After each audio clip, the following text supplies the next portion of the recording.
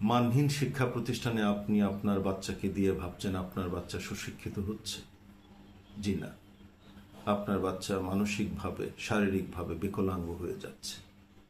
পোড়ামাটির ভিতরে অনুন্নত পরিবেশে প্রকৃতিকে বাদ দিয়ে আপনি গাদাগাদি করে গ্যারাজে, ওয়াশরুমে, বিভিন্ন রুমে বাচ্চাদেরকে বসিয়ে ডিজিটাল ডিভাইস দিয়ে আপনি দেখাচ্ছেন আপনার বাচ্চা অনেক শিক্ষিত হচ্ছে, বড় হচ্ছে। সেই বাচ্চা প্রকৃতিকে বাদ দিয়ে, মানুষকে বাদ দিয়ে, জীবনকে বাদ দিয়ে শুধুমাত্র পোড়ামাটির ভিতরে যেয়ে কখনো জ্ঞান আসে না। উন্নত বিশ্বে সেটা জয় করেছে প্রকৃতিকে কাছে রেখে, প্রকৃতির মাঝেই।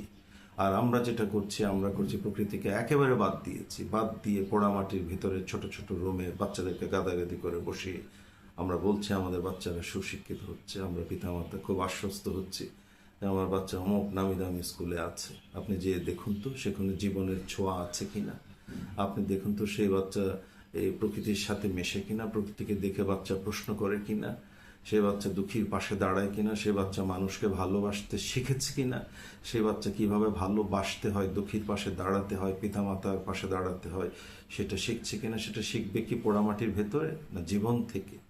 আপনি আপনার বাচ্চাকে যদি পাশে রাখেন, আপনি আপনার বাচ্চাকে যদি আপনার সাথে রেখে আপনি বাচ্চাকে নিয়ে মাঠে যান, আপনি বাচ্চাকে নিয়ে নদীর ঘাটে যান, সাঁতার কাটতে যান, আপনি প্রকৃতির মাঝে যান, আপনজনের কাছে যান, সুন্দর সুন্দর জায়গায় যান, বাচ্চাদেরকে আদর করেন, ভালোবাসা দিন, খেলাধুলা দিন, দেখবেন এই বাচ্চা অন্য ওই সমস্ত ওই সমস্ত মানহীন শিক্ষা প্রতিষ্ঠানের বাচ্চার চেয়ে আপনার বাচ্চা অনেক মেধাবী হবে। আপনার বাচ্চা শারীরিক মানসিকভাবে অনেক সুন্দরভাবে সুস্থভাবে বেড়ে উঠবে। সেই বাচ্চা হবে আমাদের পৃথিবীর জন্য সম্পদ, আমাদের পরিবারের সম্পদ, দেশের সম্পদ। আর এখন দেখুন তো মানহীন শিক্ষা প্রতিষ্ঠান থেকে যারা বেরোচ্ছে, বিশাল বড় বড় ডিগ্রিধারী মানুষ, ওনারা কি করছেন? পিতামাতার দিকে খেয়াল রাখছেন না। সন্তানের অবহেলায় পিতামাতা খুব করুণভাবে চলে যাচ্ছেন পৃথিবী থেকে। সেই সন্তান দিয়ে আমরা কি করবো? এই সমস্ত আবর্জনা দিয়ে। তো এখন মানহীন শিক্ষা প্রতিষ্ঠান থেকে যাদের একমাত্র টার্গেট হলো ব্যবসা করা, বাচ্চাকে মানবিকভাবে তৈরি করা ওনাদের একমাত্র টার্গেট না। আর শিক্ষা প্রতিষ্ঠান, স্বাস্থ্য খাত কখনো ব্যবসায়ীদের হাতে দিতে নেই। এটা ইতিমধ্যে আমাদের পুরো সেক্টরটাই ব্যবসায়ীদের হাতে চলে গেছে। একটি পার্ট হলো আপনার গভর্নমেন্টের হাতে, আর একটি পার্ট হলো ব্যবসায়ীদের হাতে। গভর্নমেন্টের হাতে যেটি, সেটিও আপনার নিয়ন্ত্রণ করছে অসাধু লোকরা। সেখানে শিক্ষা তো নেই, আপনার আছে শুধু আপনার অর্থ উপার্জনের ব্যবস্থা। তো এইরকম মানহীন প্রতিষ্ঠানে আপনি আপনার বাচ্চাকে কখনোই দিবেন না। আপনার বাচ্চাকে আপনার পাশে রাখুন, আপনার বাচ্চাকে আত্মীয় স্বজনদের সাথে মিশতে দিন, আপনার বাচ্চাকে আপনার সুন্দর সুন্দর কথা বলুন। আপনার 4 ঘন্টা স্কুলে থেকে বাকি সময়টা আপনার সাথে থাকবে আপনার বাচ্চা। সেই পরিবেশ কতটা সুন্দর! পরিবেশ হতে হলে আপনার বিশাল অর্থ সম্পদ দরকার হয় না। পরিবেশের জন্য দরকার সুন্দর মনের মানুষ। আপনি আপনার পরিবারের সবাই যদি সুন্দর মনের মানুষ হন, আপনার বাচ্চা অটোমেটিক সুন্দর মনের মানুষ হবে।